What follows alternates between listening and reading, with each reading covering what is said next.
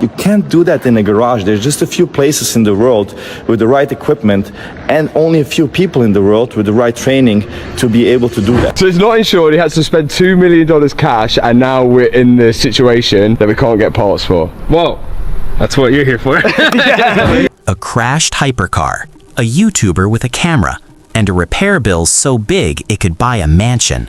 It sounds crazy, but it's all true, and the real story behind it is even bigger than the crash itself. When British car rebuilder Mat Armstrong bought a damaged Bugatti Chiron Pur Sport, one of only 60 ever made, he thought he was taking on a huge rebuild project. But he stepped into something much bigger. This was no longer just about fixing a broken car. It became a worldwide debate. Because the big question was simple. When you spend millions to buy a car, who really owns it? Is it fully yours? Or does the company still control what you can and cannot do with it? This story is not just about repairing an expensive hypercar. It's about ownership. It's about rights. It's about whether you truly control something after you pay for it. The $6 million Bugatti rebuild didn't just challenge repair rules. It sparked a fight over safety, control, and the future of the right to repair movement. And in the end, it turned much of the car industry against Mat Armstrong. The vehicle and the accident. The Bugatti Chiron Pur Sport was never built to become a salvage vehicle. It was designed to be rare, protected, and admired. Only 60 units were produced worldwide, and each one carried a starting price of about $3.6 million before adding options, taxes, and the custom features most Bugatti clients request. This wasn't simply transportation, it was exclusivity on wheels. At its core sits an 8-liter quad-turbocharged W16 engine delivering roughly 1,500 horsepower. This powerhouse was first engineered during Bugatti's time under the Volkswagen Group and later perfected throughout the Chiron's development. Unlike other versions focused purely on top speed, the Pure Sport was tuned for precision.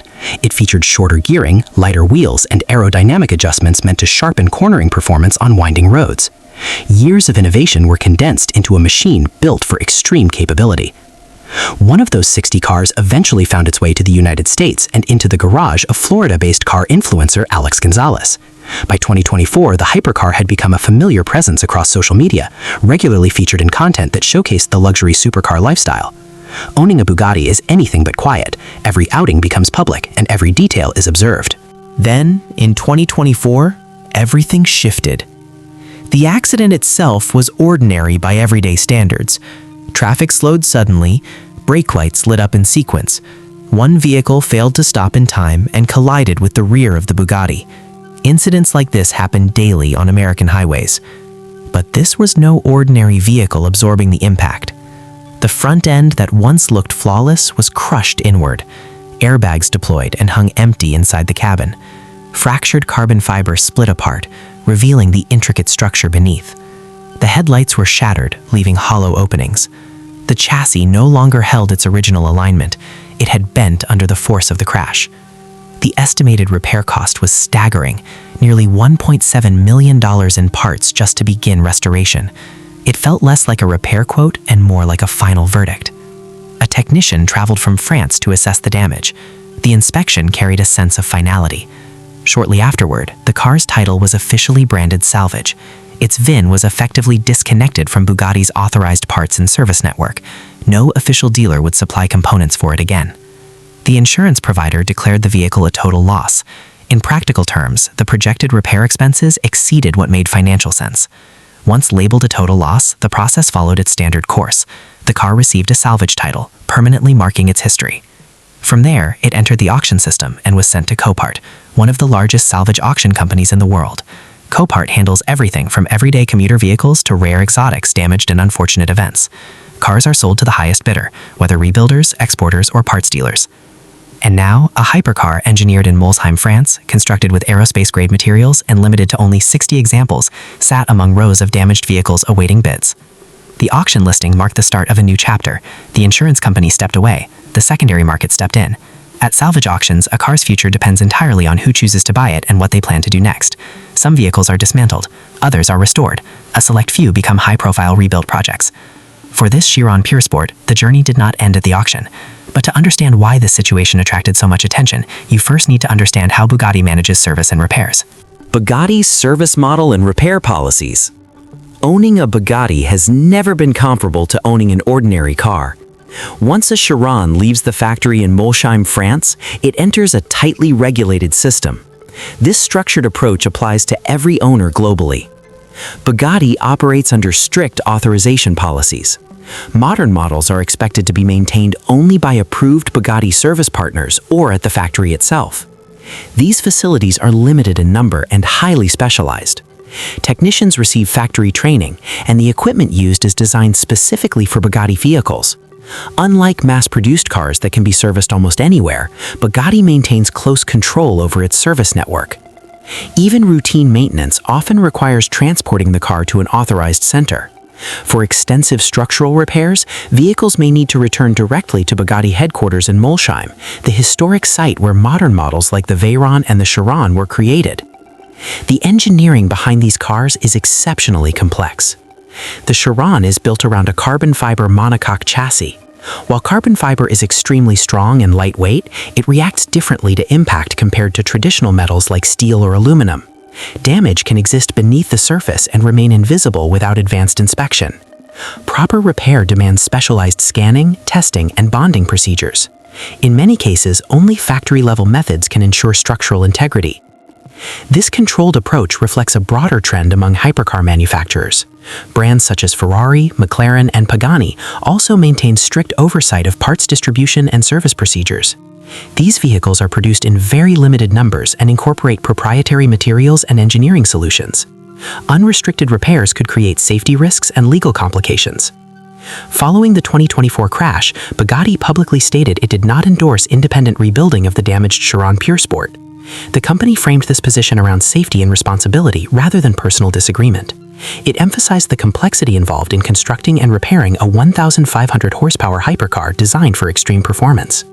Particular concern was placed on the carbon fiber monocoque structure, which functions as the vehicle's central safety cell. Restoring or replacing portions of this structure requires exact factory processes. Even slight deviations could affect how the car performs in a future collision. Another key issue involved the airbag and crash safety systems. Modern hypercars rely on advanced sensors and calibration tailored specifically to their design. Even if certain components share similarities with parts used elsewhere, Bugatti-specific testing and programming are required. Airbags operate as part of an integrated safety network that includes sensors, software, and structural engineering. In short, these systems are not interchangeable parts. They are carefully synchronized elements within a highly specialized machine. Public statement from Mat Armstrong, CEO of Bugatti Rimac. In January 2026, the story of the Bugatti Chiron Pur Sport captured the attention of millions around the world. As the conversation grew louder online, Mat Armstrong, the CEO of Bugatti Rimac, decided to respond with a public video statement. That alone made headlines. It is not common for the head of a hypercar company to step into internet debates, especially when the topic is one damaged car. But Mat Armstrong was not speaking from the sidelines. Since Bugatti Rimac was formed in 2021, he has led the joint venture shaping Bugatti's future. Before that, his company, Rimac Automobili, had already earned global respect for building electric hypercars and pushing the limits of engineering. Now, as the man responsible for Bugatti's next chapter, he was addressing concerns about one of the most advanced combustion engine hypercars ever created. In his statement, Rimac made it clear that many of the numbers spreading across social media were simply wrong. For months, dramatic posts had claimed shocking service and repair costs for Bugatti vehicles. Some of those figures went viral, and over time, they began shaping how people saw the brand. One of the biggest claims focused on the cost of Chiron headlights. Online posts suggested that a pair could cost as much as 150,000 euros. Rimac directly corrected this. According to him, each headlight costs about 25,000 euros, which means around 50,000 euros for the pair. That is still an enormous amount of money. However, there is a major difference between 50,000 and 150,000 euros, and that difference matters when facts are being discussed. After clearing up the numbers, Rimac shifted to what he described as the real issue, safety. He explained that repairing a hypercar like the Chiron outside the factory is far more complicated than most people realize. Many of the car's components are designed and tested specifically for the Chiron's unique environment. Even when certain parts come from suppliers within the Volkswagen Group network, they are not always identical in how they function inside a Bugatti. He used airbag systems as an example. While some parts may share supplier numbers, they still require Bugatti-specific testing and calibration. The way a car crashes, how sensors react, and when airbags deploy are all carefully tuned to match the Chiron's structure and extreme performance abilities. This detail was central to Bugatti's position. A car capable of extraordinary speed and acceleration demands absolute precision from its safety systems. Even small changes in calibration or installation can lead to serious consequences. Rimac stressed that this level of testing and validation cannot easily be reproduced outside the factory. Even so, he made sure to clarify one important point. This was not personal. In the video, he openly expressed respect for Mat Armstrong, who chose to rebuild the damaged car himself. The discussion, he explained, was about standards and safety, not individuals. Rimac also confirmed that Bugatti had offered to repair the crashed Chiron Pur Sport at its official facility in Molsheim, France. The company was not refusing the repair. Instead, it insisted that the work follow its official factory process. In the hypercar world, where engineering complexity meets legal responsibility, that difference is critical. But here is where the situation becomes complicated, and Mat Armstrong understands that reality better than anyone. That is exactly why he chose to take on the challenge of repairing the car himself. Mat Armstrong's independent rebuild project. Mat Armstrong didn't blow up overnight. He built his name slowly by buying wrecked performance cars, rebuilding them step by step, and showing everything to millions on YouTube. Lamborghinis, BMW M cars, Audis, Porsches, he'd rebuilt them all. But nothing compared to what came next, a wrecked Bugatti Chiron Pur Sport. The damaged hypercar appeared on Copart, a public salvage auction site. Most people assumed no one would touch it.